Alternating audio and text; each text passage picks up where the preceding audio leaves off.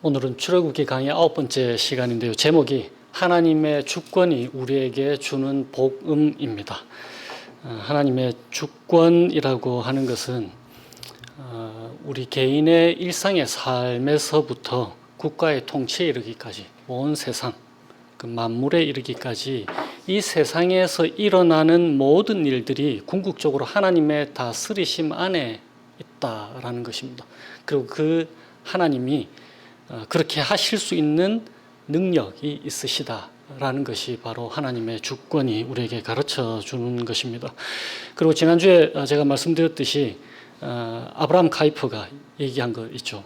모든 것은 하나님께 주권이 있으며 이 땅, 이 세상 영역 어느 한 곳이라도 그리스도께서 내 것이다, mine이라고 하시지 않는 곳이 없다라고 선언을 했었습니다. 그럼에도 우리가 살다 보면 삶이 나의 통제를 벗어날 때가 자주 있다라는 것을 알게 되잖아요. 나는 할 만큼 최선을 다했는데 결과가 나한테 달려 있지 않은 것, 그런 거 자주 느끼실 것입니다. 저도 캘린더에 여러 가지 업무를 적어 놓기도 하고 또 그것대로 하나씩 실행해 나가기도 하는데 결과가 생각했던 것과 다르게 나올 때가 참 많이 있습니다. 주식에 투자를 하시는 분들은 주식 시장의 흐름을 잘 파악해서 이제 지혜롭게 투자한다고 하는데 결과가 생각만큼 안 나올 때가 많지 않습니까? 한 나라의 경제가 기울어 가는 것. 미국도 지금 경착륙을 한다 이런 얘기들 곳곳에서 들려오잖아요. 이것은 우리가 어찌할 도리가 없는 거잖아요. 가정으로 눈을 돌려보면은 자녀들의 교육에 부모들은 얼마나 많은 공을 들입니까? 그리고 자녀들은 열심히 공부도 하기도 하고. 그런데 전공을 잘못 선택한 거, 미래를 우리가 어떻게 알겠어요? 혹은 취업 시장이 갑자기 졸업할 때 되니까 얼어붙어 버렸단 말이에요. 그런 거 우리가 어쩔 수가 없는 거잖아요. 매일 규칙적으로 운동을 한다고 해도 한순간에 건강이 안 좋아질 수 있는 거잖아요. 불의의 사고를 당하기도 하고.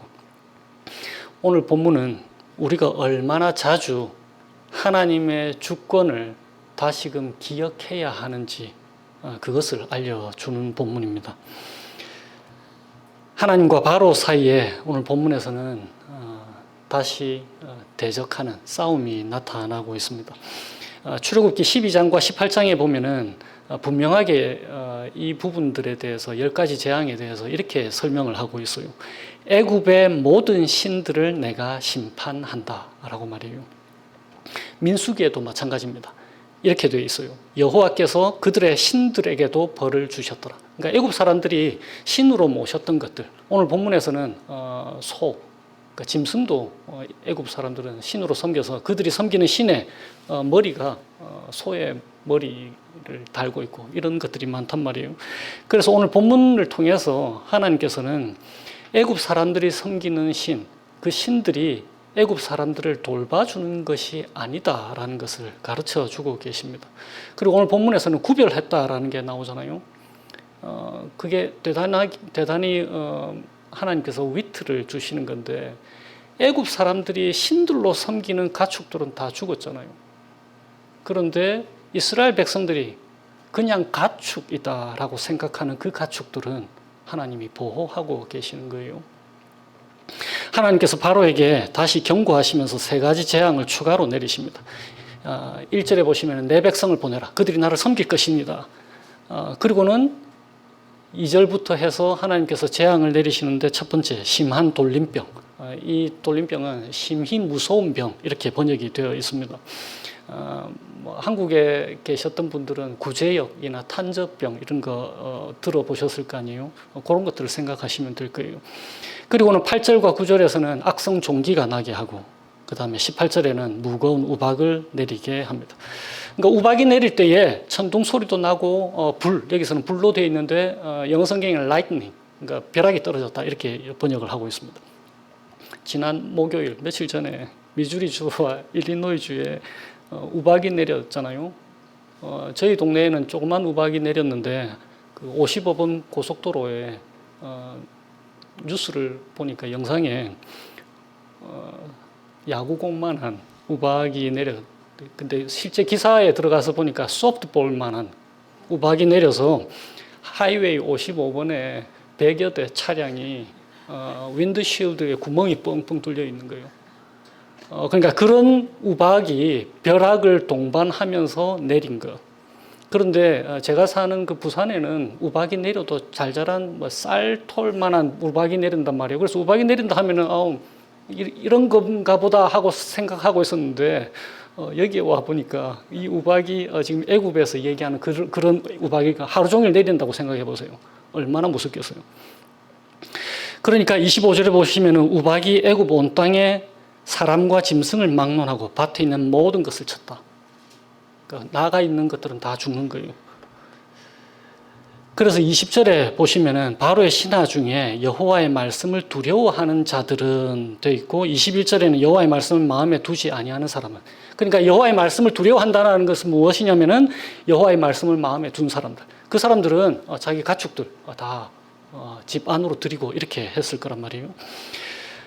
그러한 놀라운 일들을 하나님께서 행하셨는데 더욱 놀라운 것은 하나님께서 당신이 원하시는 때에 그리고 원하시는 장소에 그리고 원하시는 능력을 애굽 백성들에게 나타내 보이셨다라는 것입니다.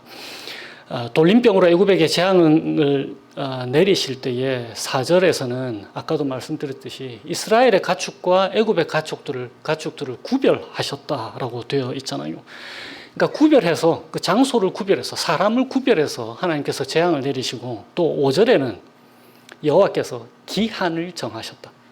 그 때를 정하셔서 그 재앙을 내리셨다라고 되어 있습니다. 어떤 기한을 정하셨냐면은 지금 당장도 아니고 모레도 아니고 내일. 5절에 내일 이 땅에서 이 일을 행하리라.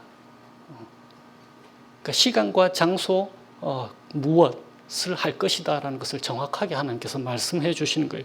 그래서 6절에 보시면 이튿날에 이 일이 일어났다라고 되어 있습니다. 그래서 바로가 너무 놀란 거예요. 이런 우박은 본 적도 들은 적도 없으니까. 그래서 직접 사람을 보내어서 확인을 합니다. 7절에 보면은 바로가 사람을 보내어 보는 거예요. 실제로 그 일이 있었는지. 그런데도 바로가 고집을 부리고 하나님의 말씀을 듣지 않는 거예요. 그래서 하나님께서 한 가지 더, 지금 이건 돌림병이었고 우박을 내리시는데 18절에도 마찬가지입니다. 내일 이맘때에 우박이 내릴 것이다. 그리고 26절에 또다시 하나님께서 이스라엘 자손들이 있는 그곳 고센 땅에는 우박이 없었더라라고 하시면서 다시 구별해 내시는 거예요. 그런데 하나님께서 이 모든 일을 하신 이유를 분명하게 밝혀주십니다. 14절에 온 천하에 나와 같은 자가 없음을 네가 알게 하리라. 바로가 알게 하리라 라고 말씀하시는 거예요. 그리고는 29절에 세상이 여호와께 속한 줄을 알게 하리라. 세상이 여호와 하나님 것이다 라는 것, 그거 알게 해주려고 이 모든 일들을 하셨다라는 것입니다. 이 일들을 바로 옆에서 지켜본 이스라엘 백성들의 마음이 어땠을까요? 두려움도 있었을까요? 우리 하나님이 이렇게 무서운 분이신가? 그리고는 하나님 정말 대단하다. 안도감도 있었을 거예요. 우리 하나님이 이런 능력이 있는 분이셔서 정말 다행이다. 이스라엘 백성들이 400년 동안 이 애굽 백성들의 착취를 당했잖아요. 가슴 박해를 당했고 무엇보다 이스라엘 자손들의 아들들이 바로에게서 다 죽임을 당했잖아요. 학살이 있었습니다. 그래서 드디어 그 정의가 이제 실현이 되는 거예요. 나는 힘이 없는데 나 대신 싸워주시는 분이 계시는구나. 그런데 그분이 금방 읽은 말씀처럼 온 천하를 다스리시는 분이시다라는 거예요. 그러니까 이스라엘 백성들은 대단한 감격과 안도감을 갖게 되었을 거예요. 우리 교회 청년들이 축구나 농구, 남자애들 이런 거 좋아하잖아요. 학교 클럽 축구 경기를 하는데 전반전을 마쳤는데 3대 0이라고 생각해 보세요. 그렇게 지고 있는 거예요. 그런데 후반전 시작 전에 메시가 나타나서 내가 너희 팀에서 뛸게. 이것과 비슷한 감정을 이스라엘 백성들이 느꼈을 거예요.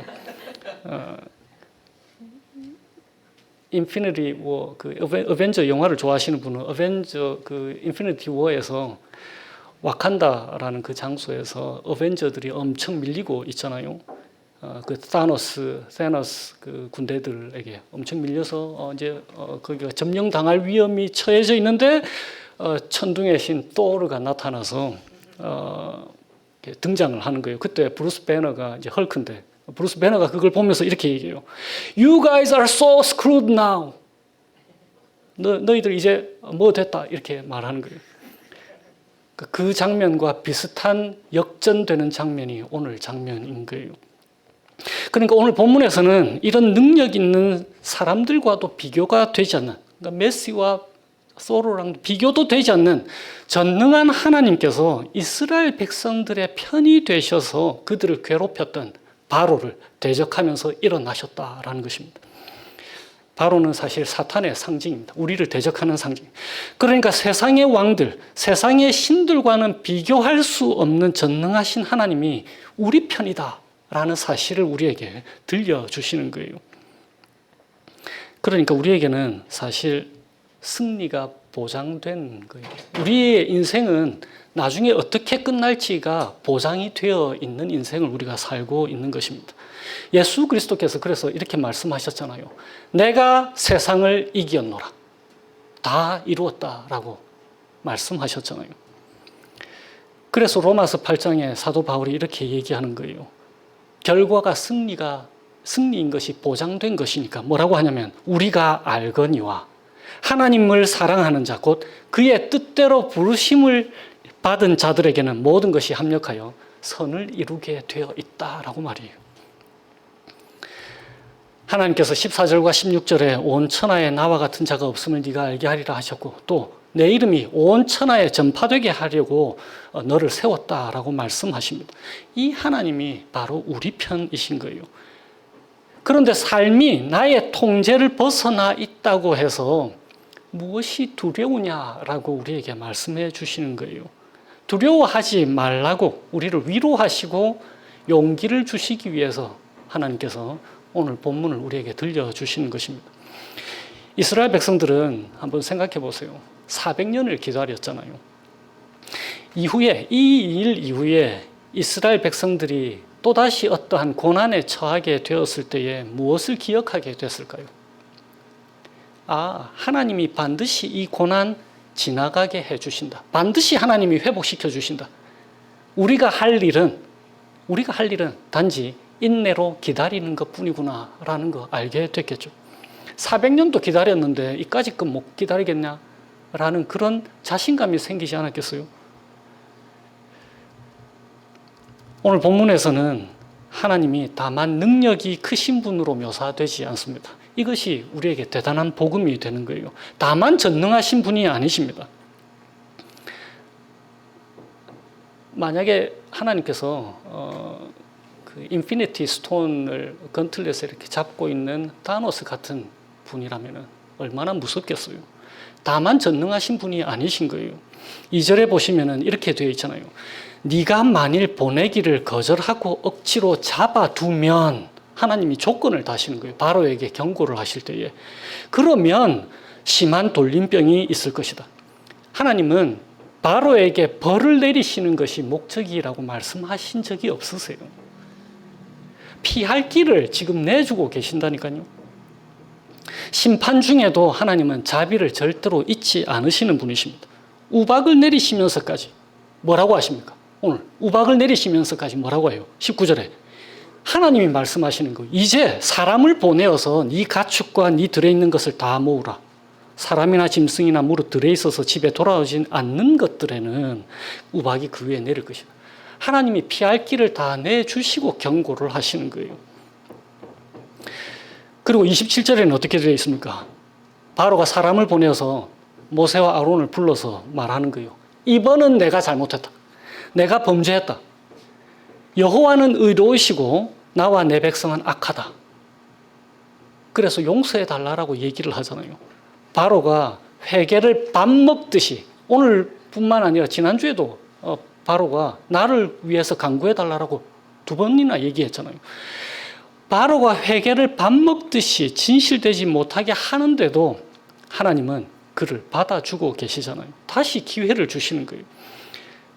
하나님께서 잘 기억해 보세요. 하나님께서 대적하시는 적에게도 이렇게 자비를 베푸시는 분이시라면은 예수 그리스도의 핏값으로 사신 그분의 자녀들, 친히 아들과 딸로 삼으신 우리를 향해서는 얼마나 더 자비로우신 분이겠냐라는 거예요. 그 전능하신 분이. 그것을 우리에게 들려주시는 거예요.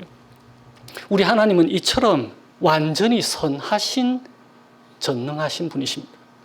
이 사실은 대단히 우리를 위로해 주는 거예요. 전능한데 너무 이기적이다. 그런 하나님이 우리를 자녀 삼아 주셨다. 그럼 우리가 뭐라고 하겠어요? 그만 됐습니다. 저는 그냥 혼자 살래요. 이렇게 하지 않겠어요. 하나님은 참으로 선하신 분이시라는 거예요. 그런 좋으신 하나님이 우리 아버지이신 거예요. 그러니까 이 땅에서 삶이 나의 통제를 벗어나 있을 때에 어려움을 당할 때마다 소망을 갖고 기다리고 견뎌낼 수 있도록 우리에게 힘을 주시는 거예요. 바로 이런 이유 때문에 우리는 하나님 한 분만으로 충분하다라는 고백을 할 수 있게 되고 또 성령 하나님께서 그렇게 할 수 있도록 우리를 이끌어 주시는 것입니다. 그리고 변하지 않는 사실 하나. 우리의 어떠함과는 아무 상관없이 하나님이 우리 편이시다라는 거예요. 왜냐하면 예수 그리스도를 통해서 우리를 보시니까. 그래서 로마서 8장에 이렇게 되어 있습니다. 하나님이 우리를 위하시면 누가 우리를 대적하겠느냐? 자기 아들을 아끼지 아니하시고 우리를 위하여 내주시니까 어찌 모든 것을 우리를 위하여 주시지 아니하시겠느냐라고 묻는 거예요. 누가 능히 하나님께서 택하신 자들을 고발하겠느냐? 누가 우리를 정죄하겠느냐? 누가 우리를 그리스도의 사랑에서 끊겠느냐라고 선언하는 거예요. 이 모든 일에 우리를 사랑하시는 이로 말미암아서 우리가 넉넉히 이길 수 있다라고 사도 바울이 고백하는 것입니다. 주권이라는 주제가 성경에서 계속해서 반복되는 이유가 무엇일까를 생각해 봤습니다.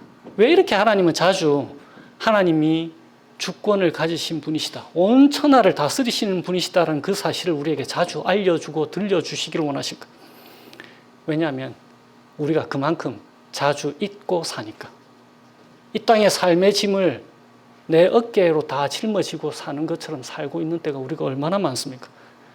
그것을 기억시키시고 우리를 위로해 주시기를 원하시는 거예요. 삶이 나의 통제를 벗어나 있다는 생각이 들 때에 하나님께서 우리에게 말씀하십니다. 온 천하를 다스리시는 주님이 내가 너의 편이다라는 사실로 충분하지 않냐라고 말이에요. 믿음이라고 하는 것은 사실 우리가 무엇을 했는가, 우리가 지금 무엇을 하고 있는가, 우리가 무엇을 할 것인가에 집중하는 것이 아닙니다. 믿음이라고 하는 것은 하나님께서 그리스도 예수 안에서 우리를 위해서 무엇을 이미 하셨는가, 성령을 통하여서 무엇을 하고 계시는지, 그리고 친히 그분께서 무엇을 하실 것인가에 집중하는 것입니다. 우리는 다만 우리가 할 수 있는 것 그냥 하면 된다라고 말씀하시는 거예요. 왜냐하면 우리를 그토록 사랑하시는 하나님께서 온 천하를 다스리시는 분이시니까. 이 사실을 기억하면 많은 부분에서 우리는 걱정하지 않을 수 있게 됩니다. 평안해지고 또 담대해질 수가 있는 거예요. 하나님과 동행하게 될 수가 있습니다. 우리는 하나님과 기꺼이 모든 상황에서 대화할 수 있게 되는 거예요. 이것이 바로 왜 예수님께서 제자들에게 염려하지 마라, 너희 하늘 아버지께서 이 모든 것이 너에게 있어야 할 줄 아신다, 너희는 먼저 그의 나라와 그의 의를 구해라, 그렇게 말씀하신 이유인 것입니다. 이 하나님이 우리를 지키시는 분이신 거예요. 말씀을 맺습니다. 개혁주의 신앙 고백서, 우리 세상은 하나님의 것이다, Our world belongs to God에 이런 말씀이 있습니다. 우리는 하나님의 선하심 안에 기뻐한다 라고 말이에요. 태초부터 우리 시대의 모든 위기를 지나서 하나님의 나라가 충만하게 도래할 때까지 하나님은 그의 언약을 영원히 지키신다. 세상은 하나님의 것이다. 성부 하나님께서 다스리신다. 온 땅이여 기뻐하라. 성자 그리스도께서 승리를 이루셨다. 할렐루야. 성령님께서 세상을 새롭게 하신다. 주님을 찬양하라. 그렇게 기록되어 있는 거예요. 이 하나님과 함께 한 주를 살아가시면서 담대하게 평강 누리시게 되시기를 주님의 이름으로 축원드립니다. 기도하시겠습니다. 하나님 아버지, 주님께서 참으로 전능하시고 또 전지하시고 그 어떠한 것보다 저희를 사랑하시는 하나님이신 것 알게 해주셔서 감사해요.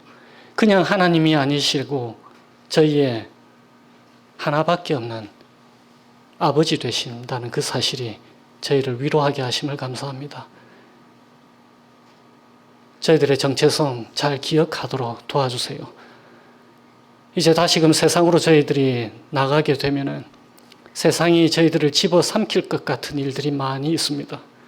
그러나 그 모든 것 주님께서 저희들을 향하여서 내가 세상을 이기었노라 라고 하는 그 말씀 붙들고 한 주를 살아갈 수 있도록 성령 하나님 지혜 주시고 또 믿음과 담대함을 허락하여 주세요.